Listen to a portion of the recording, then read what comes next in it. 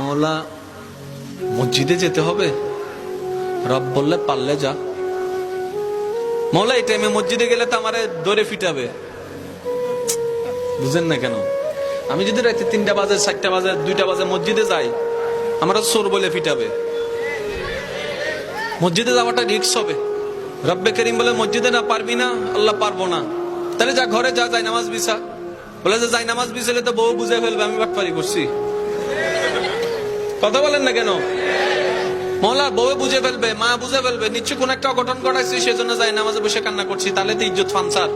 রব্বে করিম বলে মসজিদেও পারবি না, যাই নামাজে পারবি না। মৌলা কেমন জানি লাগছে। রব্বে করিম বলে ঠিক আছে, আমি আল্লাহ কতটুক মায়া মহব্বত করি তোকে, তুই তো বুঝতে পারস নি এতদিন, আজকে বুঝার চেষ্টা কর।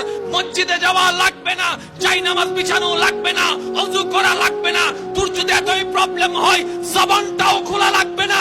মন থেকে তুই একবার আমাকে ডাক দে, একবার ডাক দে, একবার বল রহমান মাফ করে দাও, রহিম মাফ করে দাও। তোর মনের অবস্থা আমি রব্বে করিম শুনে, ইন্নাল্লাহ ইয়াগফিরুয যুনুবা জামিয়া, তোর সারা জীবনের গুনাহকে মাফ করতে রাজি।